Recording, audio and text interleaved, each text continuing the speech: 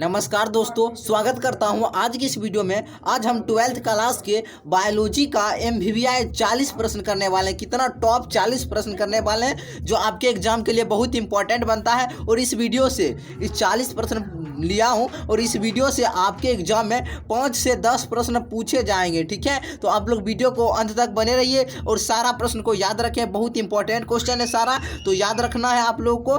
देखिए पहला प्रश्न क्या कहता है, प्रकाश रासायनिक धूम कोहरा इनमें से किससे बना होता है। प्रकाश रासायनिक धूम कोहरा इनमें से किससे बना होता है, तो आप लोग ऑप्शन देख लीजिए। और इसका जो राइट आंसर मैं बता देना चाहूँगा, इसका जो राइट आंसर हो जाएगा option number B, ozone. Ozone comma PAN एवं नाइट्रोजन डाइऑक्साइड से। किससे? ओजोन एवं पेन एवं नाइट्रोजन डाइऑक्साइड से। याद रखना है, ओजोन कोमा पेन एवं नाइट्रोजन डाइऑक्साइड से बना होता है। ठीक है, चलिए अगला प्रश्न को देखिए। दूसरा प्रश्न कहता है आपका, वायुमंडल के निचले भाग से शिखर तक का वायु स्तंभ में ओजोन की मोटाई किस इकाई में मापी जाती है। तो याद रखना है आपको इस 2 नंबर का right answer option number A, Dobson इकाई से। किससे? डाबसन इकाई से। याद रखना है, वायुमंडल के निचले भाग से शिखर तक वायु स्तंभ में ओजोन की मोटाई किस इकाई में मापी जाती है, तो डाबसन इकाई से मापी जाती है। किससे? तो डाबसन इकाई से। 2018 के एग्जाम में पूछा गया है प्रश्न। ठीक है, तो याद रखना है आप लोग को। और आप जानते हैं बिहार बोर्ड उलट पलट के फिर वही क्वेश्चन पूछता है, तो ठीक है, तो याद रखना है। तीसरा प्रश्न देखिए, इनमें से कौन सी गैस ग्रीन हाउस गैस है। इनमें कौन सी गैस ग्रीन हाउस गैस है? मीथेन, कार्बन डाइऑक्साइड, क्लोरोफ्लोरोकार्बन, इनमें से सभी। तो याद रखना है, इनमें से सभी इसका राइट आंसर हो जाएगा। यानी मीथेन, कार्बन डाइऑक्साइड, क्लोरोफ्लोरोकार्बन, यानी ऑप्शन नंबर डी इसका राइट आंसर हो जाएगा, यानी इनमें से सभी। चलिए चौथा प्रश्न को देखिए, क्योटो प्रोटोकॉल संबंधित है। क्योटो प्रोटोकॉल संबंधित है, तो इसका जो राइट आंसर हो जाएगा ऑप्शन नंबर बी, हरित गृह प्रभाव से। किससे? हरित गृह प्रभाव से क्योटो प्रोटोकॉल संबंधित है, हरित गृह प्रभाव से। याद रखना है। चलिए अगला प्रश्न को देखिए क्या कहता है। प्रश्न संख्या 4 कहता है, प्रश्न संख्या 4 है, इनमें निम्न में से कौन सा रासायनिक पदार्थ ओजोन के परत पर असर डालता है। निम्न में से कौन सा रासायनिक पदार्थ ओजोन के परत पर असर डालता है, तो याद रखना है 5 का जो राइट आंसर हो जाएगा ऑप्शन नंबर ए, क्लोरोफ्लोरोकार्बन। यह ओजोन परत के रासायनिक ये जो पदार्थ है ये ओजोन परत पर असर डालता है। ठीक है, यानी क्लोरोफ्लोरोकार्बन इसका राइट आंसर हो जाएगा। चलिए अगला प्रश्न को देखिए क्या कहता है। क्वेश्चन नंबर 6 कहता है, क्वेश्चन नंबर 6 है, ओजोन के विघटन में कौन सा तत्व उत्प्रेरक के रूप में कार्य करता है। ओजोन के विघटन में कौन सा ऐसा तत्व है जो उत्प्रेरक के रूप में कार्य करता है, तो याद रखना है आपको क्लोरीन है। क्या है? क्लोरीन। ऑप्शन नंबर ए याद रखना है, क्लोरीन। ओजोन के विघटन में कौन सा तत्व उत्प्रेरक के रूप में कार्य करता है, तो क्लोरीन। चलिए 7 नंबर प्रश्न को देखिए, ओजोन परत किस स्तर पर पाया जाता है। ओजोन परत किस स्तर पर पाया जाता है, तो ओजोन परत जो पाया जाता है स्ट्रेटोस्फियर। क्या? स्ट्रेटोस्फियर। क्या हो जाएगा? स्ट्रेटोस्फियर, यानी ऑप्शन नंबर ए इसका राइट आंसर हो जाएगा। याद रखना है आप लोग को। इस बहुत इंपॉर्टेंट क्वेश्चन बनता है आपके, ये 5 और 10 नंबर पूछ सकता है इस अध्याय से। ठीक है, और 8 नंबर प्रश्न कहता है, अम्लीय वर्षा किस प्रकार के प्रदूषण के अंतर्गत आता है। अम्लीय वर्षा किस प्रकार के प्रदूषण के अंतर्गत आता है, तो आपको याद रखना है ऑप्शन नंबर बी, वायु प्रदूषण। क्या? वायु प्रदूषण। याद रखना, अम्लीय वर्षा किस प्रकार के प्रदूषण के अंतर्गत आता है, तो वायु प्रदूषण के। ठीक है, चलिए 9 नंबर प्रश्न कहता है, पर्यावरण संरक्षण अधिनियम किस वर्ष पारित हुआ था। यानी कि कहता है पर्यावरण संरक्षण अधिनियम किस वर्ष प्रभाव में, यानी किस वर्ष पारित हुआ था। यानी 9 का जो राइट आंसर हो जाएगा ऑप्शन नंबर ए, 1986 में। कितना? 1986 में। चलिए 10 नंबर प्रश्न को देखिए। 10 नंबर प्रश्न कहता है, 1984 की भोपाल गैस त्रासदी हुई क्योंकि मिथाइल आइसोसाइनेट संबंधित है। 1984 की भोपाल गैस त्रासदी हुई क्योंकि मिथाइल आइसोसाइनेट संबंधित है, तो इसका जो राइट आंसर हो जाएगा ऑप्शन नंबर डी, जल से। क्या? जल से संबंधित है। चलिए 11 नंबर प्रश्न को देखिए। 11 नंबर प्रश्न कहता है, फ्लोराइड प्रदूषण मुख्यतः प्रभावित करता है। फ्लोराइड प्रदूषण मुख्यतः प्रभावित करता है, तो याद रखना है आपको दांतों को, क्या दांतों को प्रभावित करता है। 12 नंबर प्रश्न कहता है जलाशयों में पोषकों की अधिकता उत्पन्न करती है। जलाशयों में पोषकों की अधिकता उत्पन्न करती है, तो 12 का जो राइट आंसर हो जाएगा ऑप्शन नंबर बी, सुपोषण। क्या उत्पन्न करती है? सुपोषण। चलिए देखिए 13 नंबर प्रश्न, और आपके एग्जाम 2009 में पूछा गया है। 13 नंबर प्रश्न कहता है बढ़ी हुई त्वचा कैंसर एवं उच्च परिवर्तन दर का कारण है। बहुत ही इंपॉर्टेंट क्वेश्चन बनता है, बढ़ी हुई त्वचा कैंसर एवं उच्च परिवर्तन दर का कारण है, तो याद रखना है आपको ऑप्शन नंबर बी, ओजोन क्षरण। क्या रखना है? ओजोन क्षरण। बढ़ी हुई त्वचा कैंसर एवं उच्च परिवर्तन दर का कारण है, तो ओजोन क्षरण। 14 नंबर प्रश्न है प्राकृतिक वायु प्रदूषण है। प्राकृतिक वायु प्रदूषण है, तो ऑप्शन को देखिए और इसका जो राइट आंसर हो जाएगा ऑप्शन नंबर बी, ज्वालामुखी से निकलने वाली गैस, यानी ऑप्शन नंबर इसका बी नंबर राइट आंसर हो जाएगा, ज्वालामुखी से निकलने वाली गैसें। चलिए 15 नंबर प्रश्न को देखिए। 15 नंबर प्रश्न कहता है निम्नलिखित में कौन सी एक गैस ग्रीन हाउस गैस नहीं है? Methane, carbon dioxide, chlorofluorocarbon, hydrogen. तो याद रखना है हाइड्रोजन जो है वह ग्रीन हाउस गैस प्रभाव नहीं है, और मीथेन, कार्बन डाइऑक्साइड और क्लोरोफ्लोरोकार्बन या methane carbon dioxide green house gas है। ठीक है, चलिए 16 नंबर प्रश्न कहता है, 16 नंबर प्रश्न कहता है मिनी माता रोग होता है। मिनी माता रोग होता है। मिनी माता रोग किसके द्वारा होता है? तो याद रखना option number C, methyl mercury द्वारा। किससे? मिथाइल मरकरी के द्वारा। चलिए 17 नंबर प्रश्न कहता है म्यूटाजैनिक प्रदूषक है। म्यूटाजैनिक प्रदूषक है। म्यूटाजैनिक प्रदूषक है, तो इसका जो राइट आंसर हो जाएगा ऑप्शन नंबर सी, हाइड्रोकार्बन्स का। किसका? हाइड्रोकार्बन्स का। चलिए 18 नंबर प्रश्न कहता है प्रदूषण जो अम्ल वर्षा करता है। प्रदूषण जो अम्ल वर्षा करता है वह है, तो इसका जो राइट आंसर हो जाएगा ऑप्शन नंबर ए, SO2। क्या हो जाएगा? SO2। ऑप्शन नंबर ए इसका राइट आंसर हो जाएगा, SO2। चलिए अगला प्रश्न की ओर बढ़ते हैं। अगला प्रश्न कहता है, देखिए अगला प्रश्न कहता है 19 नंबर प्रश्न है वर्षा। कहता है अम्ल वर्षा कहलाती है जब इसका pH मान कितना होता है? तो याद रखना है आपको ऑप्शन नंबर डी, 5.6 से। ठीक है, चलिए 20 नंबर प्रश्न कहता है जल प्रदूषण का सामान्य सूचक जीव है। जल प्रदूषण का सामान्य सूचक जीव होता है, तो याद रखना है ऑप्शन नंबर इसका सी, इस्चेरिचिया कोलाई। क्या?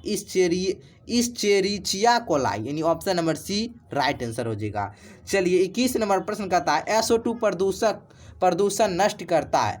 SO2 प्रदूषण नष्ट किसको करता है? तो याद रखना है बहुत इंपॉर्टेंट क्वेश्चन बनता है, लाइकेन को नष्ट करता है, यानी ऑप्शन नंबर इसका ए नंबर राइट आंसर हो जाएगा, लाइकेन। 22 नंबर प्रश्न कहता है बाहित मल जल के शुद्धिकरण में क्रियाशील होते हैं। बाहित मल जल के शुद्धिकरण में क्रियाशील होते हैं जंतु, प्लवक, मछलियां, जीवाणु, इनमें से सभी। तो इसका जो राइट आंसर हो जाएगा ऑप्शन नंबर सी, जीवाणु। क्या हो जाएगा? जीवाणु इसका राइट आंसर हो जाएगा, जीवाणु। चलिए 23 नंबर प्रश्न को देखिए। 23 नंबर प्रश्न है मिनी माटा रोग उत्पन्न होता है। मिनी माटा रोग उत्पन्न होता है, तो इसका जो राइट आंसर हो जाएगा ऑप्शन नंबर सी, पारे से प्रदूषित मछली के सेवन से। क्या? पारे से प्रदूषित मछलियों के सेवन से।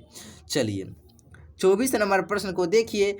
अम्ल वर्षा में SO2 सल्फ्यूरिक अम्ल का भाग होता है। अम्ल वर्षा में SO2 सल्फ्यूरिक अम्ल का भाग होता है, तो याद रखना आपको ऑप्शन नंबर बी, 70%। कितना होता है? 70%, याद रखना। चलिए 25 नंबर प्रश्न देखिए। आगरा स्थित विश्व प्रसिद्ध ताजमहल को मुख्यतः किस गैस से खतरा है? आगरा स्थित विश्व प्रसिद्ध ताजमहल को मुख्यतः किस गैस से खतरा है? तो याद रखना ऑप्शन नंबर इसका ए, CO2 गैस से खतरा है। किससे? CO2 गैस से। चलिए 26 नंबर प्रश्न कहता है भोपाल गैस त्रासदी किस गैस के हिसाब से हुई थी?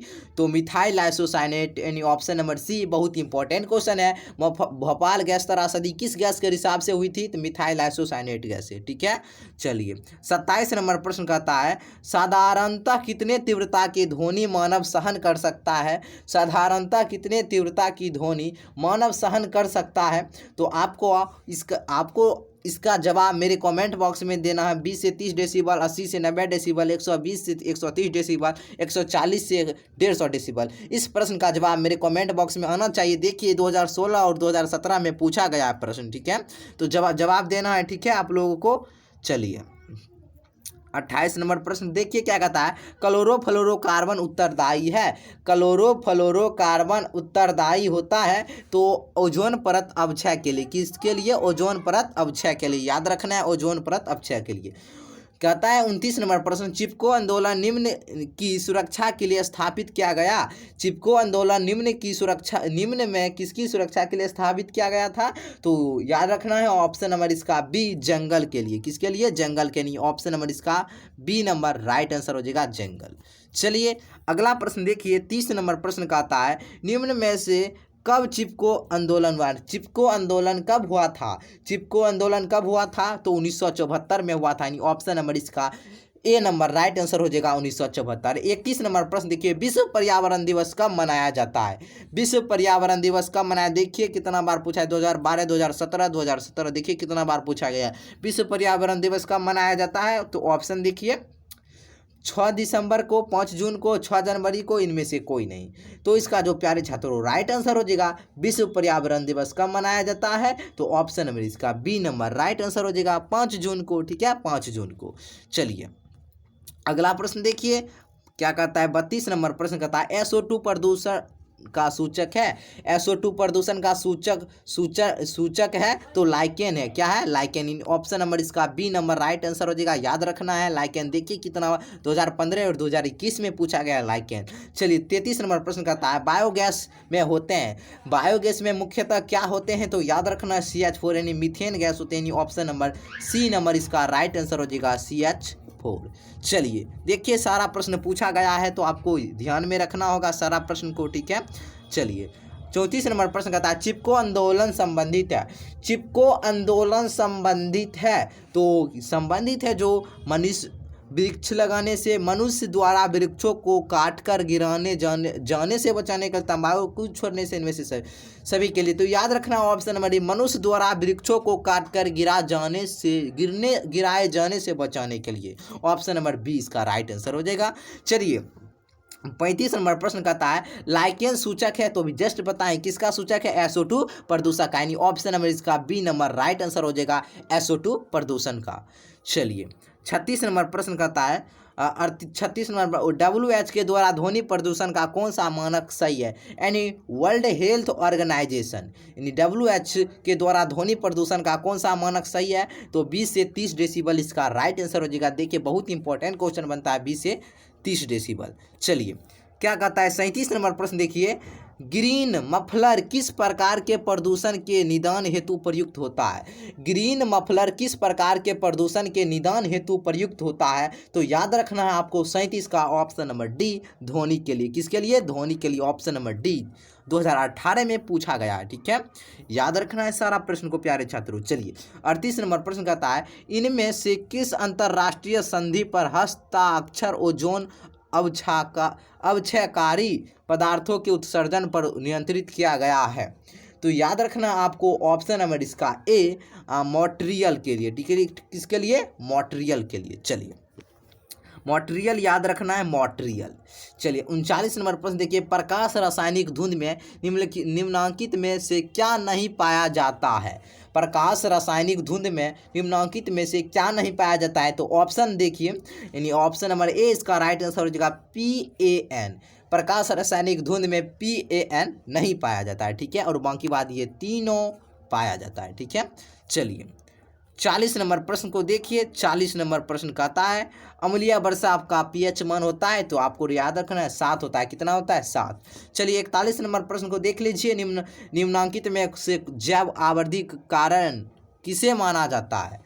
किसे माना जाता है? DDT को। बहुत इंपॉर्टेंट क्वेश्चन बनता है आपके एग्जाम के लिए, पूछा जा सकता है। जैव आवृद्धि का कारण किसे माना जाता है? तो DDT को। चलिए लास्ट प्रश्न है, ठीक है। लास्ट प्रश्न है, निम्न में ग्रीन हाउस गैस है methane, chlorofluorocarbon, carbon dioxide, nitrogen. कहता है नहीं है तो नाइट्रोजन नहीं है, और बाकी बात अभी मैं तुरंत बताऊँ, मीथेन, क्लोरोफ्लोरोकार्बन, कार्बन डाइऑक्साइड, ये तीनों है। तो याद रखना है प्यारे छात्रों, अगर वीडियो पसंद आए हो तो प्लीज़ मैं आपसे रिक्वेस्ट करना चाहूँगा, प्लीज़ आप लोग लाइक कर दीजिएगा। चैनल पर पहली बार विजिट किए हैं जो भी न्यू स्टूडेंट, चैनल को सब्सक्राइब जरूर कर लीजिएगा, ठीक है। सब्सक्राइब जरूर कर लीजिएगा, ठीक है। फिर मिलते हैं बायोलॉजी के एक नए वीडियो में, तब तक के लिए जय हिंद, वंदे मातरम।